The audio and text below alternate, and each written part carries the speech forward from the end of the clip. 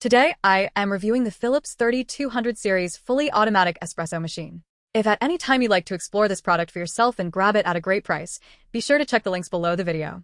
I honestly thought that buying a super automatic espresso machine would be the end of my morning struggle, but after living with the Philips 3200 series LatteGo for the last few months, I have realized that convenience always comes with a few trade-offs. If you are tired of the daily ritual of grinding, tamping, and cleaning up a mess of coffee grounds before you have even had your first sip, you have probably been looking at this machine. I have been using the EP3241/54 in my own kitchen every single day, and I want to give you the honest truth about whether it is actually worth the investment, or if it is just a glorified coffee pot that takes up too much counter space. If you want to check the current pricing or see the specific model I am talking about, feel free to look at the links in the description below the video. But let's dive into how this thing actually performs when you are groggy at 6 in the morning. The first thing you notice when you pull this out of the box is the size. It is not exactly compact, but it has a very clean, modern aesthetic that fits into most kitchens without looking like a piece of industrial lab equipment. The touch display is the centerpiece, and I will say that it is genuinely intuitive.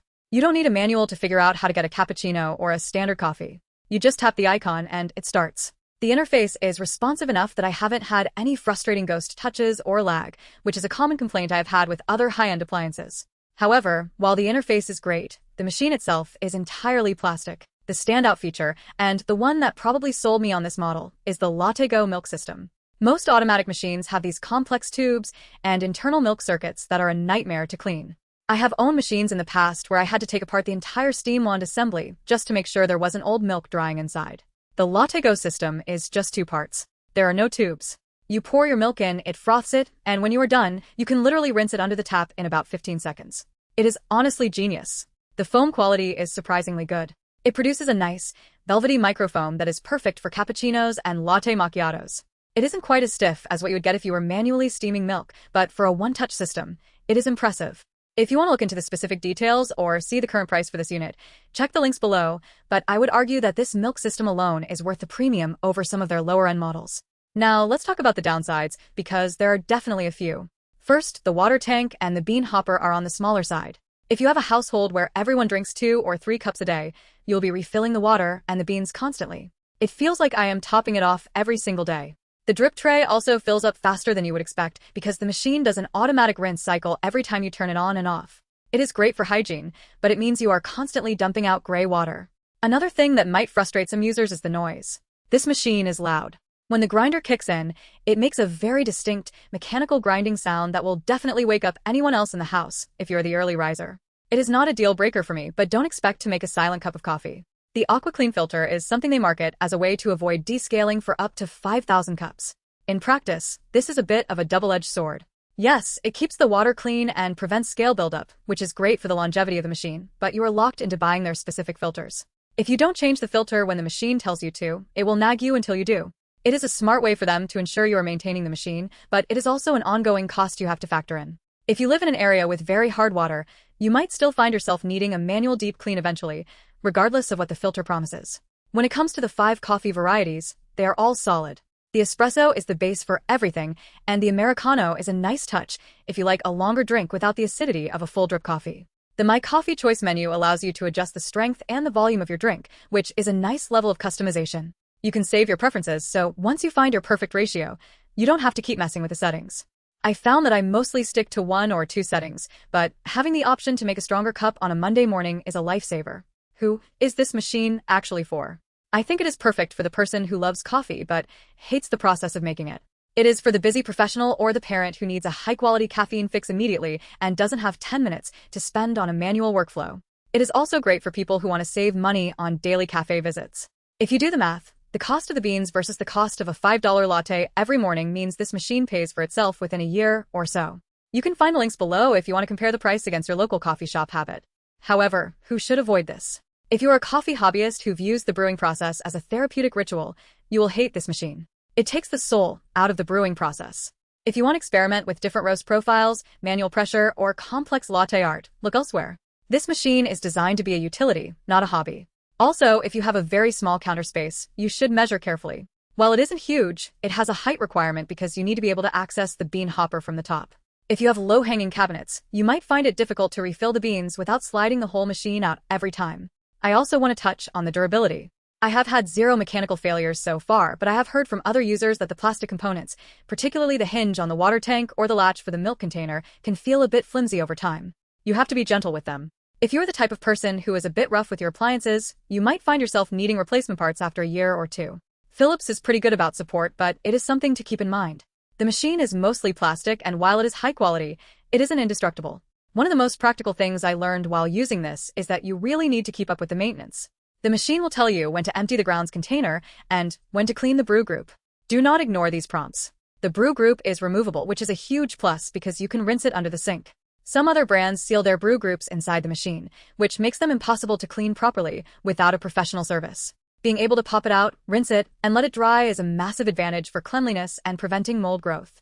I do this once a week, and it keeps the coffee tasting fresh. If you skip this, the coffee will start to taste bitter and stale, and you will blame the machine, but it is really just user error. The touch display is vibrant, but it can show fingerprints pretty easily. If you are a neat freak, you will be wiping it down constantly. It is a minor annoyance, but it is there. I also noticed that the cup clearance is a bit limited. If you have a tall travel mug, it might not fit under the spout. You can adjust the height of the spout, but it only goes up so far.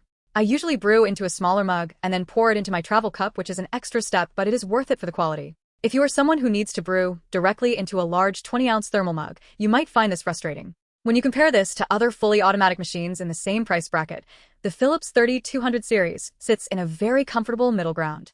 It isn't the cheapest, but it isn't the most expensive either. The value proposition is really in the LatteGo system and the ease of maintenance. You are paying for the time you save not cleaning tubes and not manually frothing milk. If those things aren't important to you, you could probably find a cheaper machine that makes similar espresso, but you will pay for it in labor. I've had a few friends ask me if the coffee is truly as good as a local shop. My honest answer is that it is different.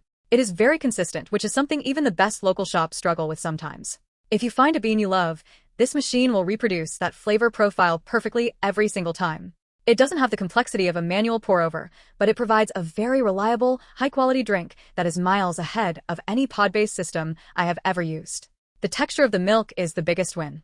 It is genuinely creamy and holds up well in a latte. I haven't been able to make latte art with it, but that isn't what I bought it for. If you are currently on the fence, I would suggest looking at your morning routine. If you find yourself skipping coffee because you don't have the time, or if you find yourself spending way too much money at the drive-thru, this machine will change your life. It removes all the friction. The fact that you can just walk up to the machine, press a button, and have a drink in your hand in under a minute is a game changer. I have found that I drink more coffee now, but it is better coffee, and I am not dealing with the mess of a traditional grinder and portafilter. Another point to consider is the warranty and support. Philips has a massive footprint, which means finding parts or getting service is much easier than with some of the smaller, boutique espresso brands. If a part breaks, you can usually find a replacement online without much trouble. That peace of mind is worth something, especially when you are spending this much on a kitchen appliance. I have seen other users mention that the machine is easy to troubleshoot, and the manual is actually quite helpful for the initial setup.